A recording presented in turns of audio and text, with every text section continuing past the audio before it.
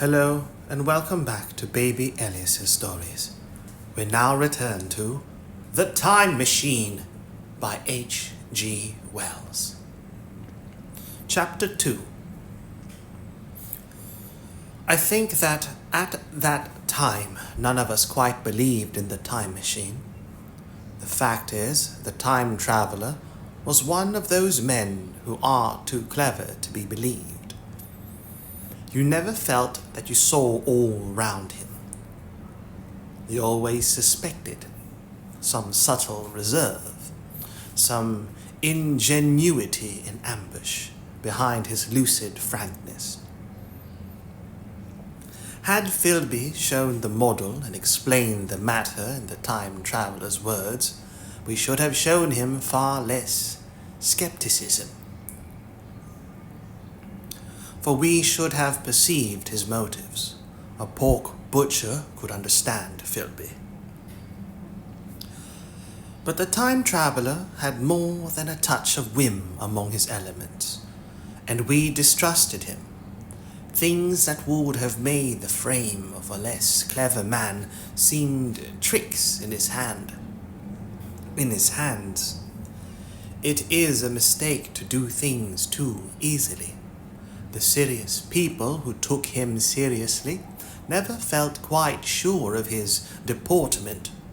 They were somehow aware that trusting their reputations for judgment with him was like furnishing a nursery with eggshell china.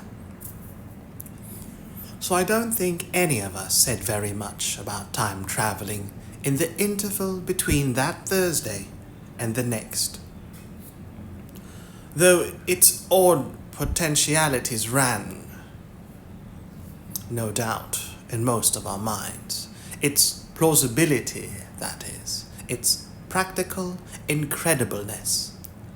The curious possibilities of anachronism and of utter confusion it suggested. For my own part, I was particularly preoccupied with the trick of the model. That I remember discussing with the medical man, whom I met on Friday at the Linen. He said he had seen a similar thing at Tübingen, and laid considerable stress on the blowing out of the candle. But how the trick was done, he could not explain. The next Thursday I went again to Richmond. I suppose I was one of the time traveller's most constant guests, and arriving late, found 4 or 5 men already assembled in his drawing room. The medical man was standing before the fire with a sheet of paper in one hand and his watch in the other. I looked round for the time traveller, and "It's 7:30 now," said the medical man. "I suppose we'd better have dinner." "Where's—" said I, naming our host. "You've just come? It's rather odd. He's unavoidably detained. He asks me in this note to lead off with dinner at 7 if he's not back. Says he'll explain when he comes." "It seems a pity to let the dinner spoil," said the editor of a well-known daily paper, and thereupon the doctor rang the bell. The psychologist was the only person, besides the doctor and myself, who had attended the previous dinner. The other men were blank: the editor, aforementioned, a certain journalist, and another, a quiet, shy man with a beard whom I didn't know, and who, as far as my observation went, never opened his mouth all the evening. There was some speculation at the dinner table about the time traveller's absence, and I suggested time travelling in a half jocular spirit. The editor wanted that explained to him, and the psychologist volunteered a wooden account of the ingenious paradox and trick we had witnessed that day week. He was in the midst of his exposition when the door from the corridor opened slowly and without noise. I was facing the door and saw it first. "Hello," I said, "at last." And the door opened wider, and the time traveler stood before us. I gave a cry of surprise. "Good heavens, man, what's the matter?" cried the medical man who saw him next, and the whole tableful turned towards the door. He was in an amazing plight. His coat was dusty and dirty, and smeared with green down the sleeves. His hair disordered, and as it seemed to me, grayer, either with dust and dirt, or because its color had actually faded. His face was ghastly pale. His chin had a brown cut on it, a cut half healed. His expression was haggard and drawn, as by intense suffering. For a moment he hesitated in the doorway, as if he had been dazzled by the light. Then he came into the room. He walked with just such a limp as I have seen in footsore tramps. We stared at him in silence, expecting him to speak. He said not a word, but came painfully to the table and made a motion towards the wine. The editor filled a glass of champagne and pushed it towards him. He drained it, and it seemed to do him good, for he looked around the table, and the ghost of his old smile flickered across his face. "What on earth have you been up to, man?" said the doctor. The time traveler did not seem to hear. "Don't let me disturb you," he said, with a certain faltering articulation. "I'm all right." He stopped, held out his glass for more, and took it off at a draught. "That's good," he said. His eyes grew brighter, and a faint color came into his cheeks. His glance flickered over our faces with a certain dull approval, and then went round the warm and comfortable room. Then he spoke again, still, as it were, feeling his way among his words. "I'm going to wash and dress, and then I'll come down and explain things. Save me some of that mutton. I'm starving for a bit of meat." He looked across at the editor, who was a rare visitor, and hoped he was all right. The editor began a question. "Tell you presently," said the time traveler. "I'm funny. Be all right in a minute." He put down his glass and walked towards the staircase door. Again I remarked his lameness and the soft padding sound of his footfall, and standing up in my place I saw his feet as he went out. He had nothing on them but a pair of tattered, blood-stained socks. Then the door closed upon him. I had half a mind to follow, till I remembered how he detested any fuss about himself. For a minute, perhaps, my mind was wool-gathering. Then, "Remarkable behavior of an eminent scientist," I heard the editor say, thinking after his wont in headlines, and this brought my attention back to the bright dinner table. "What's the game?" said the journalist. "Has he been doing the amateur gadger? I don't follow." I met the eye of the psychologist and read my own interpretation in his face.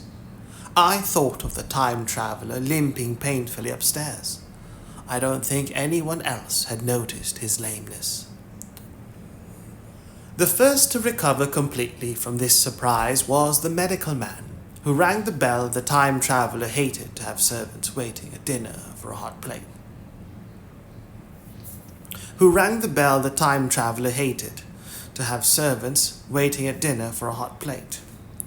At that, the editor turned to his knife and fork with a grunt, and the silent man followed suit. The dinner was resumed. Conversation was exclamatory for a little while, with gaps of wonderment. And then the editor got fervent in his curiosity. "Does our friend eke out his modest income with a crossing, or has he his Nebuchadnezzar phrases? He inquired. I feel assured it's the business of the time machine, I said, and took up the psychologist's account of our previous meeting. The new guests were frankly incredulous. The editor raised objections. What was this time travelling? A man couldn't cover himself with dust by rolling in a paradox, could he? And then, as the idea had come home to him, he resorted to caricature. Hadn't they any clothes brushes in the future?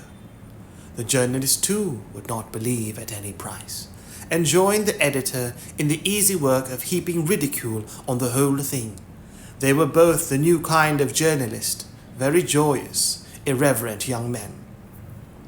Our special correspondent in the Day After Tomorrow reports, the journalist was saying, or rather shouting, when the time traveller came back. He was dressed in ordinary evening clothes, and nothing save his haggard look remained of the change that had startled me. I say, said the editor hilariously, these chaps here say you have been travelling into the middle of next week. Tell us all about little Roseberry, will you? What will you take for the lot? The time traveller came to the place reserved for him without a word. He smiled quietly in his old way. Where's my mutton? He said. What a treat it is to stick a fork into meat again. Story, cried the editor. Story be damned, said the time traveller. I want something to eat. I won't say a word until I get some peptone into my arteries. Thanks, and the salt. One word, said I. Have you been time travelling? Yes, said the time traveller, with his mouth full, nodding his head. I'd give a shilling for a line for the verbatim note, said the editor. The time traveller pushed his glass towards the silent man and rang it with his fingernail, at which the silent man, who had been staring at his face, started convulsively and poured him wine. The rest of the dinner was uncomfortable. For my own part, sudden questions kept on rising to my lips, and I dare say it was the same with the others. The journalist tried to relieve the tension by telling anecdotes of the Hetty Potter. The time traveller devoted his attention to his dinner and displayed the appetite of a tramp. The medical man smoked a cigarette and watched the time traveller through his eyelashes. The silent man seemed even more clumsy than usual, and drank champagne with regularity and determination out of sheer nervousness. At last the time traveller pushed his plate away and looked round us. I suppose I must apologize, he said. I was simply starving. I've had a most amazing time. He reached out his hand for a cigar and cut the end. But come into the smoking room. It's too long a story to tell over greasy plates. And ringing the bell in passing, he led the way into the adjoining room.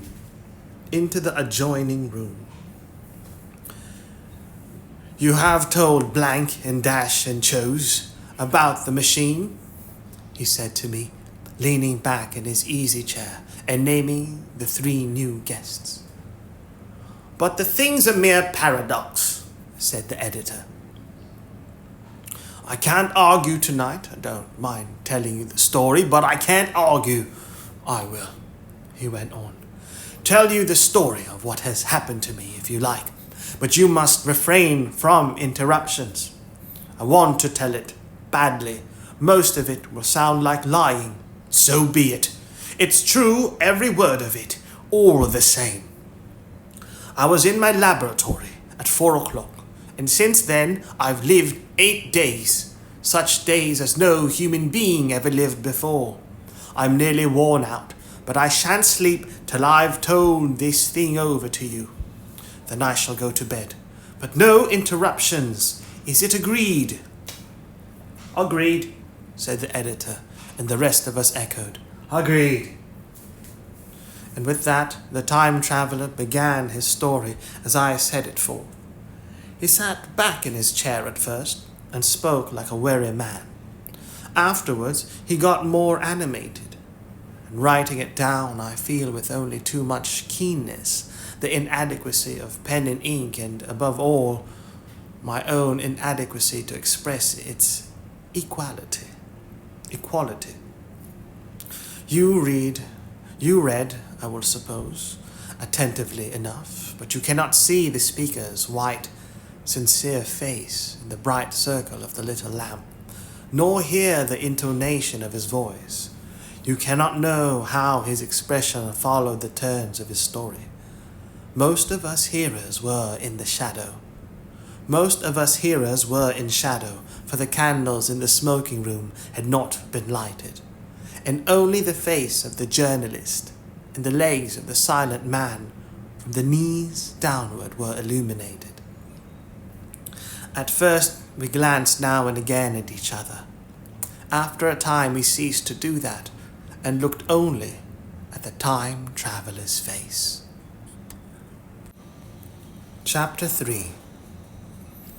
I told some of you last Thursday of the principles of the time machine and showed you the actual thing itself, incomplete in the workshop. There it is now, a little travel-worn, truly, and one of the ivory bars is cracked and a brass rail bent, but the rest of it's sound enough. I expected to finish it on Friday, but on Friday, when the putting together was nearly done, I found that one of the nickel bars was exactly 1 inch too short, and this I had to get remade. So the thing was not complete until this morning. It was at 10 o'clock today that the first of all time machines began its career. I gave it a last tap, tried all the screws again, put one more drop of oil on the quartz rod, and sat myself in the saddle. I suppose a suicide who holds a pistol to his skull feels much the same wonder at what will come next as I felt then. I took the starting lever in one hand and the stopping one in the other, pressed the first and almost immediately the second. I seemed to reel. I felt a nightmare sensation of falling, and looking round, I saw the laboratory exactly as before. Had anything happened? For a moment I suspected that my intellect had tricked me. Then I noted the clock. A moment before, as it seemed, it had stood at a minute or so past 10. Now it was nearly 3:30. I drew my breath, set my teeth, gripped the starting lever with both hands, and went off with a thud. The laboratory got hazy and went dark.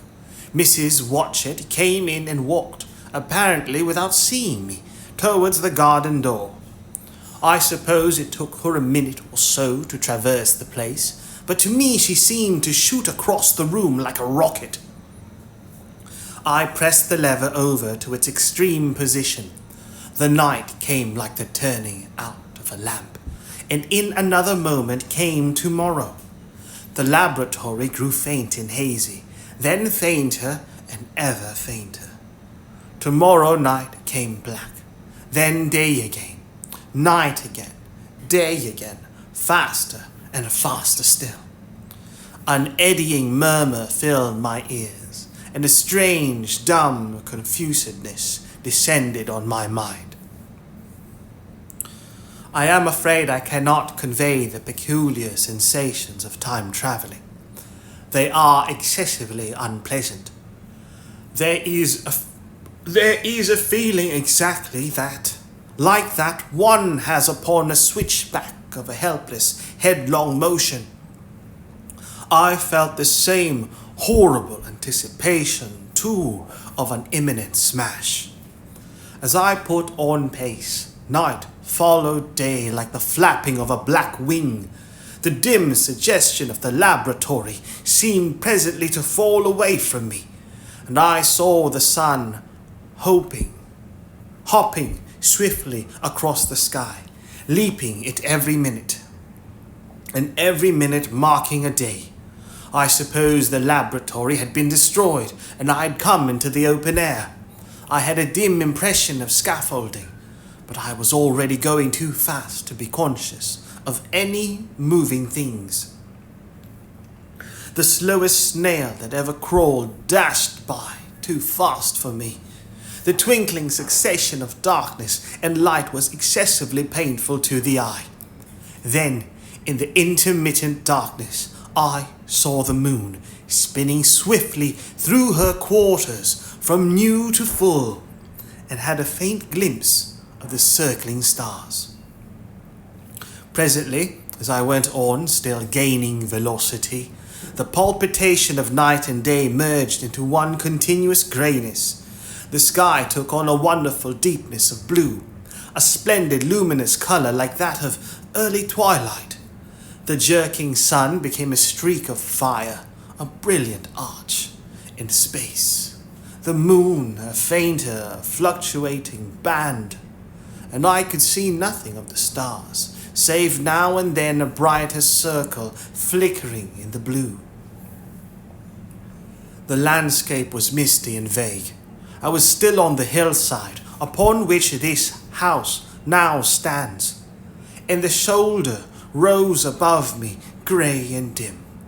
I saw trees growing and changing like puffs of vapour, now brown, now green. They grew, spread, shivered, and passed away. I saw huge buildings rise up faint and far, and pass like dreams. The whole surface of the earth seemed changed, melting and flowing under my eyes. The little hands upon the dials that registered my speed raced round faster and faster. Presently, I noted that the sun belt swayed up and down, from solstice to solstice, in a minute or less, and that consequently my pace was over a year a minute, and minute by minute the white snow flashed across the world and vanished, and was followed by the bright, brief green of spring.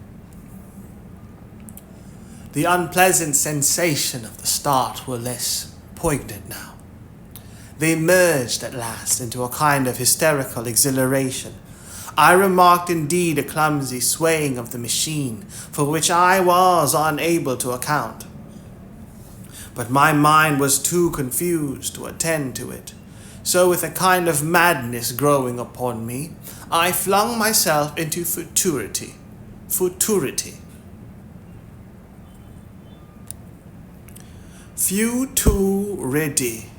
The future time. Futurity. At first I scarce thought of stopping, scarce thought of anything but these new sensations. But presently a fresh series of impressions grew up in my mind, a certain curiosity, and therewith a certain dread, until at last they took complete possession of me. What strange developments of humanity, what wonderful advances upon our rudimentary civilization, I thought, might not appear when I came to look nearly into the dim, elusive world that raced and fluctuated before my eyes. I saw great and splendid architecture rising about me, more massive than any buildings of our own time, and yet, as it seemed, built of glimmer and mist. I saw a richer green flow up the hillside, and remained there, without any wintry intermission. Even through the veil of my confusion, the earth seemed very fair, and so my mind came round to the business of stopping. The peculiar risk lay in the possibility of my finding some substance in the space which I or the machine occupied. So long as I travelled at a high velocity through time, this scarcely mattered. I was, so to speak, attenuated, was slipping like a vapour. I was, so to speak, attenuated, was slipping like a vapour through the interstices Interstices. Interstice, an intervening space, especially a very small one, was slipping like a vapor through the interstices of intervening substances. But to come to a stop involved the jamming of myself, molecule by molecule, into whatever lay in my way, meant bringing my atoms into such intimate contact with those of the obstacle that a profound chemical reaction, possibly a far-reaching explosion, would result, and blow myself and my apparatus out of all possible dimensions into the unknown. This possibility had occurred to me again and again while I was making the machine, but then I had cheerfully accepted it as an unavoidable risk, one of the risks a man has got to take. Now the risk was inevitable. I no longer saw it in the same cheerful light. The fact is that insensibly, the absolute strangeness of everything, the sickly jarring and swaying of the machine, above all the feeling of prolonged falling, had absolutely upset my nerve. I told myself that I could never stop, and with a gust of petulance I resolved to stop forthwith. Like an impatient fool, I lugged over the lever, and incontinently the thing went reeling over, and I was flung headlong through the air.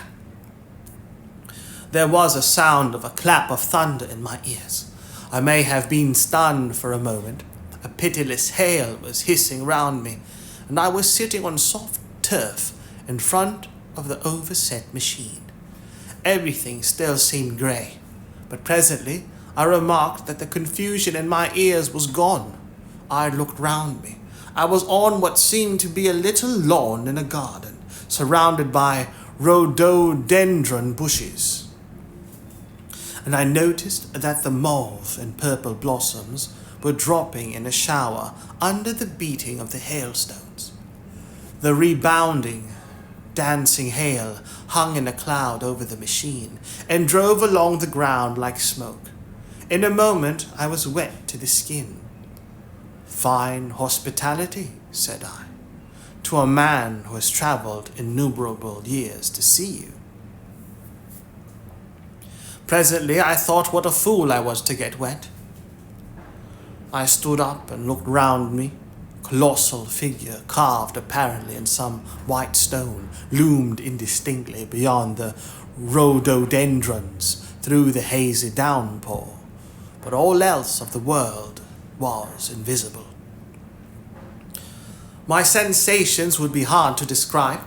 As the columns of hail grew thinner, I saw the white figure more distinctly. It was very large, for a silver birch tree touched its shoulder. It was of white marble, in shape something like a winged sphinx, but the wings, instead of being carried vertically at the sides, were spread so that it seemed to hover. The pedestal, it appeared to me, was of bronze, and was thick with verdigris. It chanced that the face was towards me. The sightless eyes seemed to watch me. There was the faint shadow of a smile on the lips. It was greatly weather-worn, and that imparted an unpleasant suggestion of disease. I stood looking at it for a little space, half a minute, perhaps, or hour. I stood looking at it for a little space, half a minute, perhaps, or half an hour. It seemed to advance and to recede as the hail drove before it, denser or thinner. At last I tore my eyes from it for a moment, and saw that the hail curtain had worn threadbare, and that the sky was lightening with the promise of the sun. I looked up again at the crouching white shape, and the full temetry of my voyage came suddenly upon me. What might appear when that hazy curtain was altogether withdrawn? What might not have happened to men? What if cruelty had grown into a common passion? What if, in this interval, the race had lost its manliness, and had developed into something inhuman, unsympathetic, and overwhelmingly powerful? I might seem some old world savage animal, only the more dreadful and disgusting for our common likeness, a foul creature to be incontinently slain.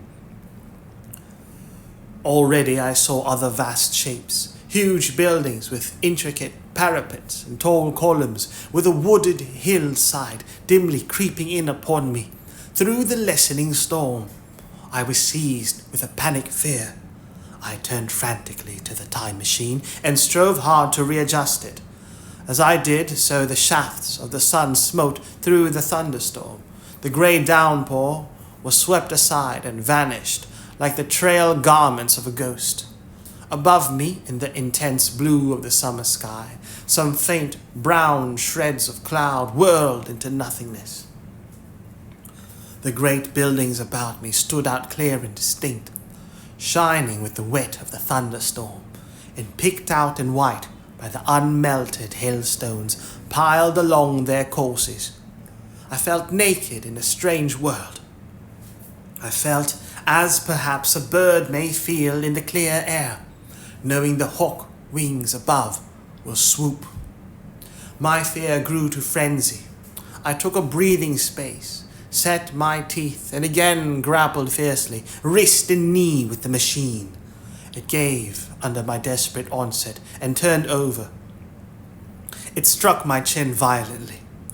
One hand on the saddle, the other on the lever, I stood panting heavily, in attitude to mount again. But with this recovery of a prompt retreat, my courage recovered. I looked more curiously and less fearfully at this world of the remote future. In a circular opening, high up in the wall of the nearer houses, I saw a group of figures clad in rich, soft robes. They had seen me, and their faces were directed towards me. Then I heard voices approaching me. Coming through the bushes by the white sphinx were the heads and shoulders of men running. One of these emerged in a pathway leading straight to the little lawn upon which I stood with my machine. He was a slight creature, perhaps 4 feet high, clad in a purple tunic, girdled at the waist with a leather belt. Sandals or buskins, I could not clearly distinguish which, were on his feet. His legs were bare to the knees, and his head was bare. Noticing that, I noticed for the first time how warm the air was. He struck me as being a very beautiful and graceful creature, but indescribably frail. His flushed face reminded me of the more beautiful kind of consumptive, that hectic beauty of which we used to hear so much. At the sight of him, I suddenly regained confidence. I took my hands from the machine. Chapter 4. In another moment, we were standing face to face, I and this fragile thing out of futurity. He came straight up to me and laughed into my eyes. The absence from his bearing of any sight, of any sign of fear, struck me at once. Then he turned to the 2 others who were following him and spoke to them in a strange and very sweet and liquid tongue. There were others coming, and presently a little group of perhaps 8 or 10 of these exquisite creatures were about me. One of them addressed me. It came into my head, oddly enough, that my voice was too harsh and deep for them, so I shook my head and, pointing to my ears, shook it again. He came a step forward, hesitated, and then touched my hand. Then I felt other soft little tentacles upon my back and shoulders. They wanted to make sure I was real. There was nothing in this at all alarming. Indeed, there was something in these pretty little people that inspired confidence, a graceful gentleness, a certain childlike ease. And besides, they looked so frail that I could fancy myself flinging the whole dozen of them about like 9 pins. but I made a sudden motion to warn them when I saw their little pink hands feeling at the time machine.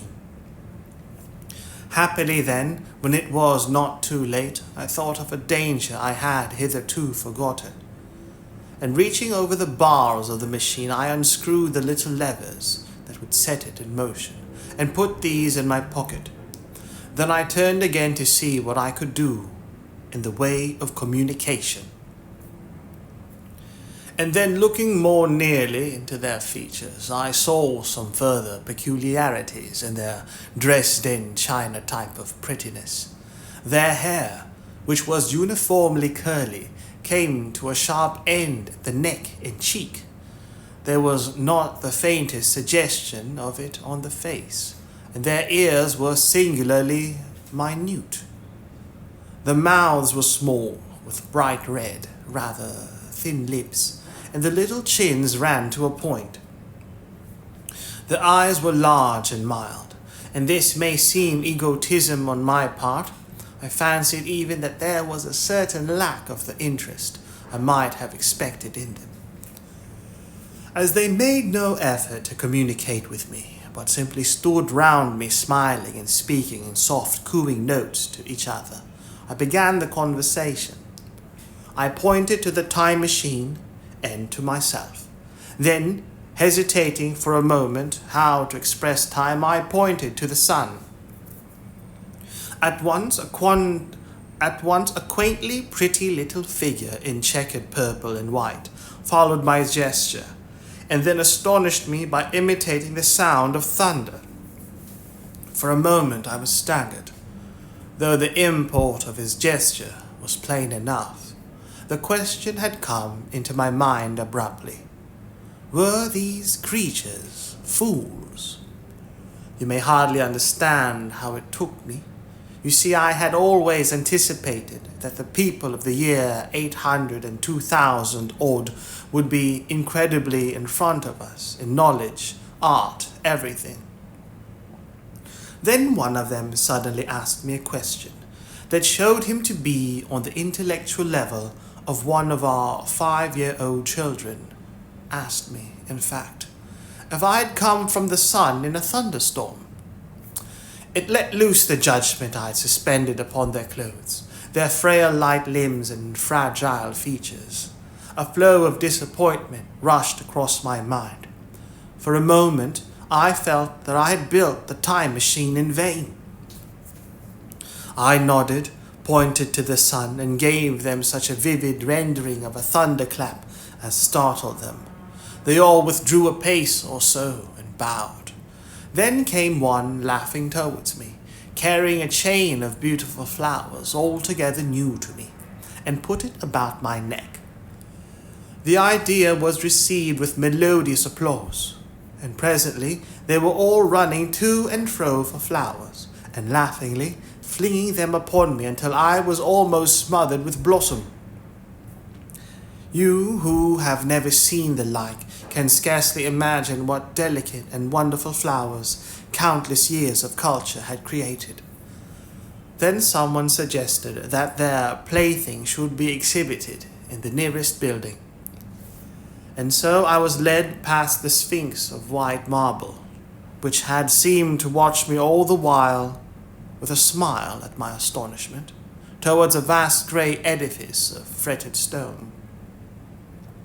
As I went with them, the memory of my confident anticipations of a profoundly grave and intellectual posterity came, with irresistible merriment, to my mind. The building had a huge entry and was altogether of colossal dimensions. I was naturally most occupied with the growing crowd of little people and with the big open portals that yawned before me, shadowy and mysterious. My general impression of the world I saw over their heads was a tangled waste of beautiful bushes and flowers, a long neglected and yet weedless garden. I saw a number of tall spikes of strange white flowers, measuring a foot, perhaps across the spread of the waxen petals. They grew scattered, as if wild, among the variegated shrubs. But, As I say, I did not examine them closely at this time. The time machine was left deserted on the turf among the rhododendrons. The arch of the doorway was richly carved, but naturally I did not observe the carving very narrowly, though I fancied I saw suggestions of old Phoenician decorations as I passed through, and it struck me that they were very badly broken and weather-worn. Several more brightly clad people met me in the doorway, and so we entered. I, dressed in dingy 19th century garments, looking grotesque enough, garlanded with flowers and surrounded by an eddying mass of bright, soft-colored robes and shining white limbs in a melodious whirl of laughter and laughing speech. The big doorway opened into a proportionately great hall.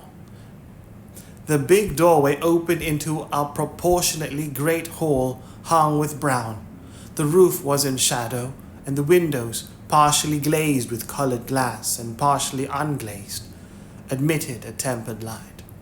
The floor was made up of huge blocks of some very hard white metal, not plates nor slabs, blocks, and it was so much worn, as I judged by the going to and fro of past generations, as to be deeply channeled along the more frequented ways. Transverse to the length were innumerable tables made of slabs of polished stone, raised perhaps a foot from the floor. And upon these were heaps of fruits. Some I recognized as a kind of hypertrophied raspberry and orange, but for the most part they were strange. Between the tables were scattered a great number of cushions. Upon these my conductors seated themselves, signing for me to do likewise. With a pretty absence of ceremony, they began to eat the fruit with their hands, flinging peel and stalks and so forth into the round openings in the sides of the tables. I was not loath to follow their example, for I felt thirsty and hungry. As I did so, I surveyed the hall at my leisure. And perhaps the thing that struck me most was its dilapidated look. The stained glass windows, which displayed only a geometrical pattern, were broken in many places, and the curtains that hung across the lower end were thick with dust, and it caught my eye that the corner of the marble table near me was fractured. Nevertheless, the general effect was extremely rich and picturesque. There were perhaps a couple of 100 people dining in the hall. Most of them, seated as near to me as they could come, were watching me with interest, their little eyes shining over the fruit they were eating. All were clad in the same soft and yet strong, silky material. Fruit, by the by, was all their diet. These people of the remote future were strict vegetarians, and while I was with them, in spite of some carnal cravings, I had to be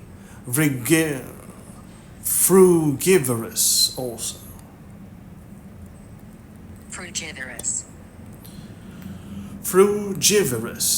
of an animal feeding on fruit.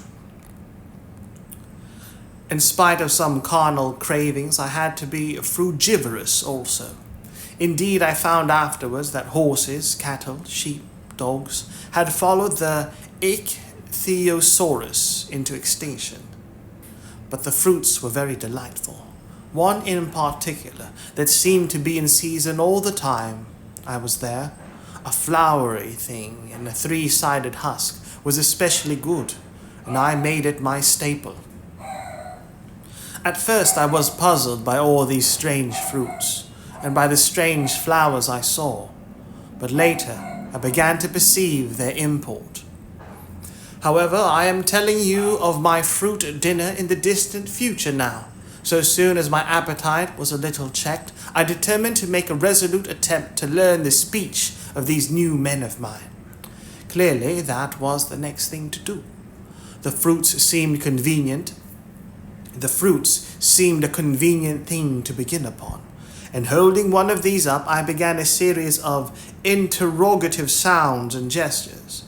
I had some considerable difficulty in conveying my meaning. At first, my efforts met with a stare of surprise or inextinguishable laughter. But presently, a fair-haired little creature seemed to grasp my intention, and repeated a name. They had to chatter and explain the business at great length to each other, and my first attempts to make the exquisite little sounds of their language caused an immense amount of amusement. However, I felt like a schoolmaster amidst children, and persisted, and presently I had a score of noun substantives, at least at my command. And then I got to demonstrative pronouns, and even the verb to eat. But it was slow work, and the people soon tired and wanted to get away from my interrogations. So I determined, rather of necessity, to let them give their lessons in little doses when they felt inclined. And very little doses I found they were before long, for I never met people more indolent or more easily fatigued. A queer thing I soon discovered about my little hosts, and that was their lack of interest. They would come to me with eager cries of astonishment like children, but like children, they would soon stop examining me and wander away after some other toy. The dinner and my conversational beginnings ended. I noted for the first time that almost all those who had surrounded me at first were gone. It is odd, too, how speedily I came to disregard these little people. I went out through the portal into the sunlit world again as soon as my hunger was satisfied. I was continually meeting more of these men of the future, who would follow me a little distance, chatter and laugh about me, and having smiled and gesticulated in a friendly way, leave me again to my own devices. The calm of evening was upon the world as I emerged from the great hall, and the scene was lit by the warm glow of the setting sun. At first, things were very confusing. Everything was so entirely different from the world I had known, even the flowers. The big building I had left was situated on the slope of a broad river valley, but the Thames had shifted perhaps a mile from its present position. I resolved to mount to the summit of a crest perhaps a mile and a half away, from which I could get a wider view of this, our planet, in the year 800 and 2701 AD. For that, I should explain, was the date the little dials of my machine recorded. As I walked, I was watching for every impression that could possibly help to explain the conditions of ruinous splendor in which I found the world, for ruinous it was. A little way up the hill, for instance, was a great heap of granite, bound together by masses of aluminum, a vast labyrinth of precipitous walls and crumpled heaps, amidst which were thick heaps of very beautiful pagoda-like plants, nettles, possibly, but wonderfully tinted with brown about the leaves, incapable of stinging. It was evidently the derelict remains of some vast structure. To what end built, I could not determine. It was here that I was destined, at a later date, to have a very strange experience, the first imitation of a still stranger discovery.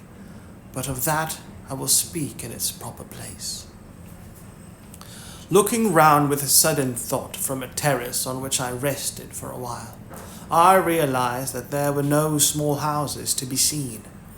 Apparently the single house, and possibly even the household, had vanished. Here and there among the greenery were palace-like buildings, but the house and the cottage, which form such characteristic features of our own English landscape, had disappeared. Communism, I said to myself. And on the heels of that came another thought. I looked at the half-dozen little figures that were following me. Then in a flash I perceived that all had the same form of costume, the same soft hairless visage, and the same girlish rotundity of limb. It may seem strange, perhaps, that I had not noticed this before, but everything was so strange. Now I saw the fact plainly enough. In costume, and in all the differences of texture and bearing that now mark off the sexes from each other, these people of the future were alike. And the children seemed to my eyes to be but the miniatures of the parents. I judged then that the children of that time were extremely precocious, physically at least, and I found afterwards abundant verification of my opinion. Seeing the ease and security in which these people were living, I felt that this close resemblance of the sexes was after all what one would expect. For the strength of a man and the softness of a woman, the institution of the family, and the differentiation of occupations are mere militant necessities of an age of physical force. Where population is balanced and abundant, much childbearing becomes an evil rather than a blessing to the state. Where violence comes but rarely and offspring are secure, there is less necessity, indeed there is no necessity, for inefficient family, and the specialization of the sexes with reference to their children's needs disappears. We see some beginnings of this even in our own time, and in this future age it was complete. This, I must remind you, was my speculation at the time. Later, I was to appreciate how far it fell short of the reality. While I was musing upon these things, my attention was attracted by a pretty little structure, like a well under a cupola.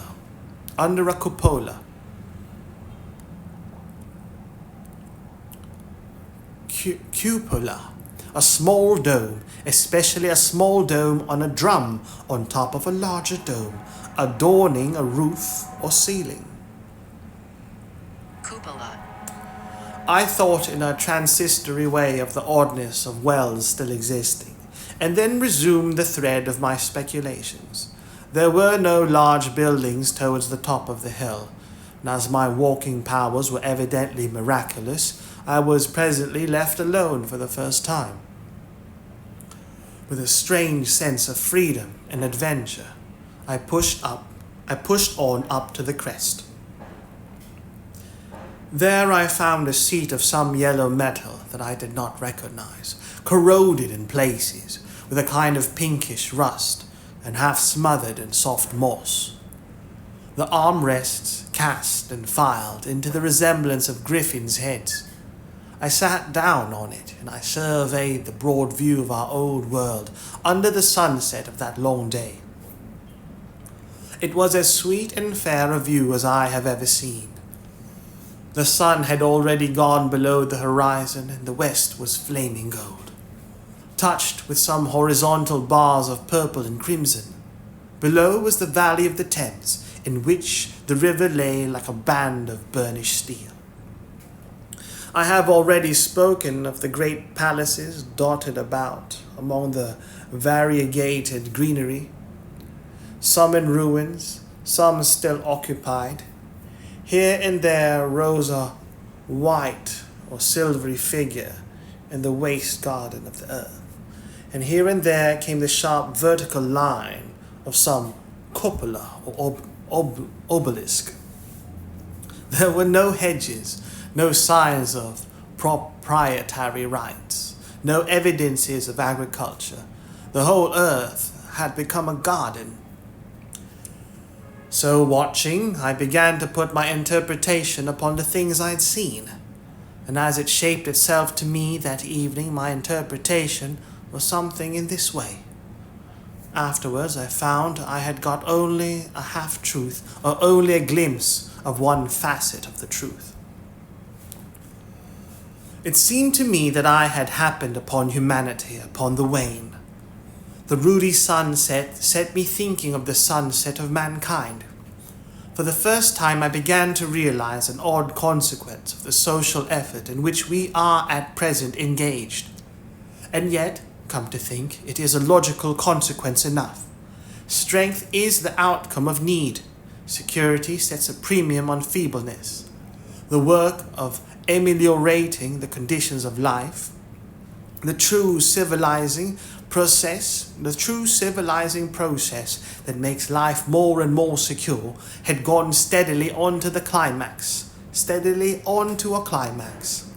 One triumph for united humanity over nature had followed another. Things that are now mere dreams had become projects deliberately put in hand and carried forward. And the harvest was what I saw. After all, the sanitation and the agriculture of today are still in the rudimentary stage. The science of our time has attacked but a little department of the field of human disease. But even so, it spreads its operations very steadily and persistently. Our agriculture and horticulture destroy a weed just here and there and cultivate perhaps a score or so of wholesome plants, leaving the greater number to fight out a balance as they can. We improve our favorite plants and animals, and how few they are, gradually by selecting breeding. Now a new and better peach, now a seedless grape, now a sweeter and larger flower, now a more convenient breed of cattle. We improve them gradually because our ideals are vague and tentative, and our knowledge is very limited, because nature, too, is shy and slow in our clumsy hands. Some day all this will be better organized, and still better. That is the drift of the current, in spite of the eddies. The whole world will be intelligent, educated, and cooperating. Things will move faster and faster towards the subjugation of nature. In the end, wisely and carefully, we shall readjust the balance of animal and vegetable to suit our human needs. This adjustment, I say, must have been done, and done well, done indeed for all time, in the space of time across which my machine had leaped. The air was free from gnats, the earth from weeds or fungi. Everywhere were fruits and sweet and delightful flowers. Brilliant butterflies flew hither and thither. The ideal of preventive medicine was attained. Disease had been stamped out. I saw no evidence of any contagious diseases during all my stay, and I shall have to tell you later that even the process of putrefaction and decay had been profoundly affected by these changes. Social triumphs, too, had been affected. I saw mankind housed in splendid shelters, gloriously clothed, and as yet I had found them engaged in no toil. There were no signs of struggle, neither social nor economical struggle. The shop, the advertisement, traffic, all that commerce which constitutes the body of our world was gone. It was natural on that golden evening that I should jump at the idea of a social paradise. The difficulty of increasing population had been met, I guessed, and population had ceased to increase. But with this change in condition comes inevitably adaptations to the change. What, unless biological science is a mass of errors, is the cause of human intelligence and vigor? Hardship and freedom, conditions under which the active, strong, and subtle survive, and the weaker go to the war. Conditions that put a premium upon the loyal alliance of capable men, upon self-restraint, patience, and decision. And the institution of the family and the emotions that arise therein, the fierce jealousy, the tenderness for offspring, the parental self-devotion, all found their justification and support in the imminent dangers of the young. Now, where are these imminent dangers? there is a sentiment arising, and it will grow against connubial jealousy. And against connubial jealousy, against fierce maternity, against passion of all sorts, unnecessary things now and things that make us uncomfortable, savage survivals, discords in a refined and pleasant life. I thought of the physical slightness of the people, their lack of intelligence, and those big abundant ruins, and it strengthened my belief in a perfect conquest of nature. For after the battle comes quiet. Humanity had been strong, energetic, and intelligent, and had used all its abundant vitality to alter the condition under which it lived. And now came the reaction of the altered conditions. Under the new conditions of perfect comfort and security, that restless energy, that with us is strength, would become weakness. Even in our own time, certain tendencies and desires, once necessary to survival, are a constant source of failure. Physical courage and the love of battle, for instance, are no great help, may even be hindrances to a civilized man. And in a state of physical balance and security, power, intellectual as well as physical, would be out of place. For countless years, I judged there had been no danger of war or solitary violence, no danger from wild beasts, no wasting disease to require strength of constitution, no need of toil. For such a life, what we should call the weak are as well equipped as the strong, are indeed no longer weak. Better equipped indeed they are, for the strong would be fretted by an energy for which there was no outlet. No doubt the exquisite beauty of the buildings I saw was the outcome of the last surgings of the now purposeless energy of mankind before it settled down into perfect harmony with the condition under which it lived. The flourish of that triumph which began the last great peace. This has ever been the fate of energy in security. It takes to art and to eroticism, and then come languor and decay. Even this artistic impetus would at last die away, had almost died in the time I saw, to adorn themselves with flowers, to dance, to sing in the sunlight. So much was left of the artistic spirit, and no more. Even that would fade in the end into a contented inactivity. We are kept keen on the grindstone of pain and necessity, and it seemed to me that here was that hateful grindstone broken at last.